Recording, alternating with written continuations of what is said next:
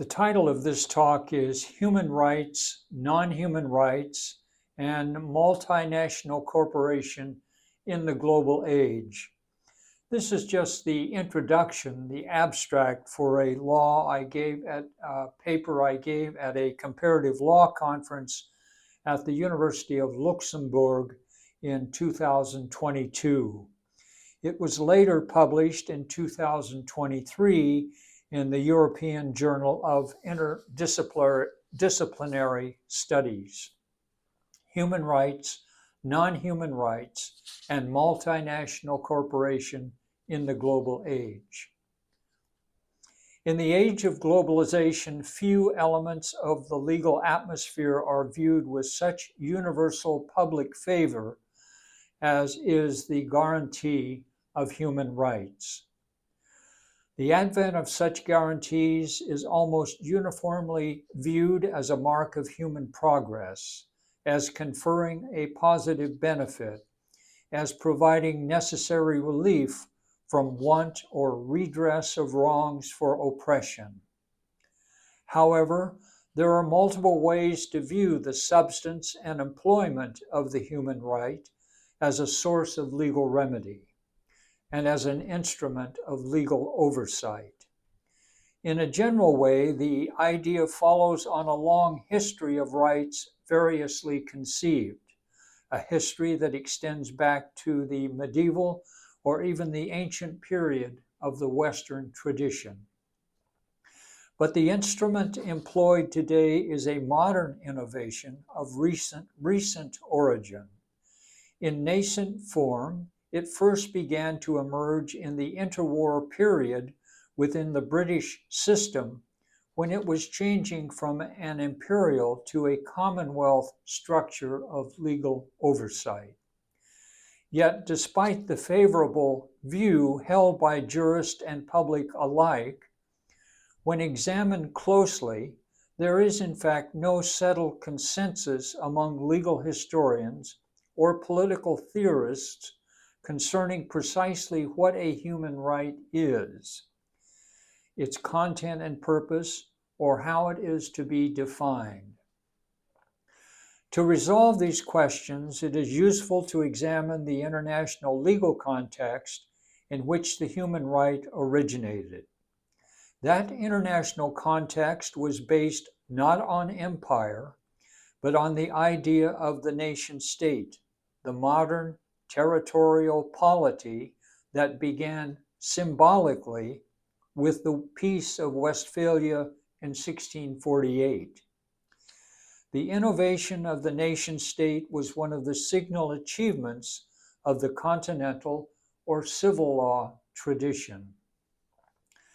This new polity had several fundamental characteristics.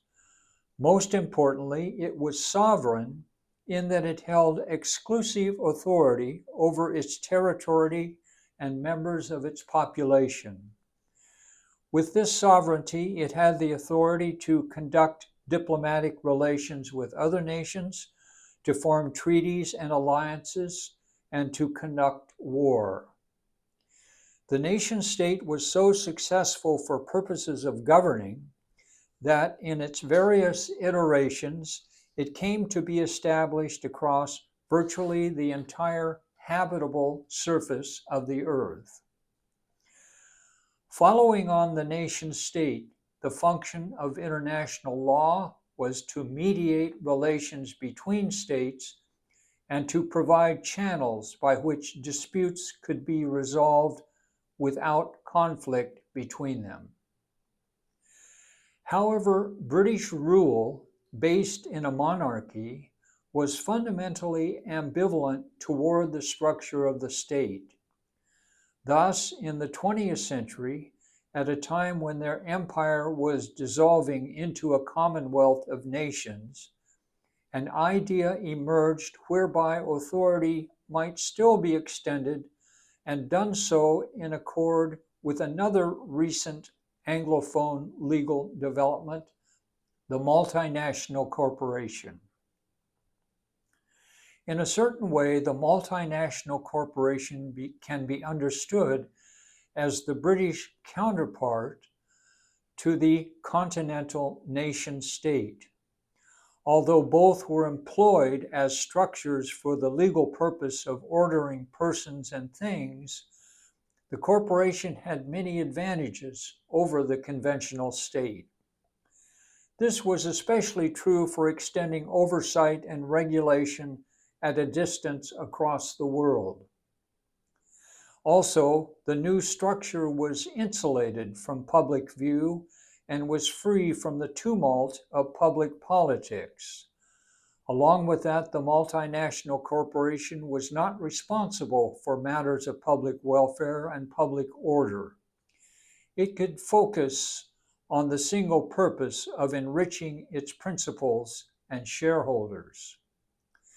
Moreover, in certain conditions, it could operate virtually as a government to conduct diplomatic negotiation and even wage mercenary war. But most of all, it was transcendent in its composition, unimpeded by topographic barriers, geographic distance, or national boundaries. For purposes of raising capital, assembling labor, and appropriating natural resources, the multinational corporation became the primary legal mechanism of British expansion. It also fit well into the emerging atmosphere of an elevated and magisterial rule of law. Finally, viewed from the perspective of rights, the multinational corporation was a persona ficta, a fictitious person, having existence in the law as a legal personality, very much like its human counterpart. Even though it was not a human person in a biological sense, it had many of the citizen, procedural, and property rights that were held by natural humans. It could sue or be sued in a court of law. It could enter into contracts, own property, and take title to land.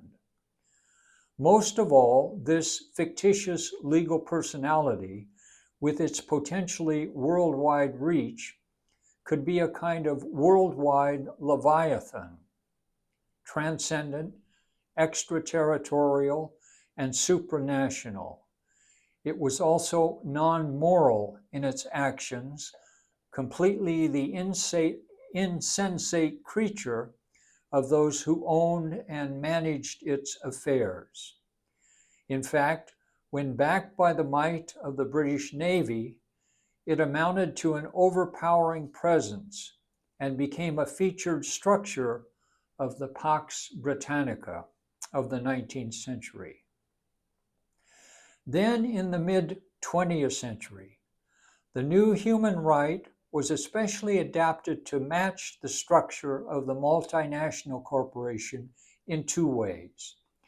First, the human right was unique in that it penetrated the shield of sovereignty that defined each nation state. In other words, it gave a legal basis for intervention into the affairs of another state, a direct contradiction of the Westphalian premise. Justification for such an action could be based on a consensus of moral agreement among a number of allied nations. Along with that, the human right was concerned with the affairs of natural human persons, not incorporated artificial persons. In fact, it was indifferent to the multinational corporation, having nothing to do with such an entity. Although the human right could fatally penetrate the shield of sovereignty, the essential characteristic of statehood, it would leave undisturbed the transcending regimen of the personified structure of the corporation. For these reasons, legal historians often mark the beginning of a distinctly global law, apart from conventional international law, with the advent of the human right as it was joined with the multinational corporation following World War II. From that time forward, they were employed in parallel, providing an important legal instrument and important legal structure in an atmosphere that now extends over and envelops the whole world.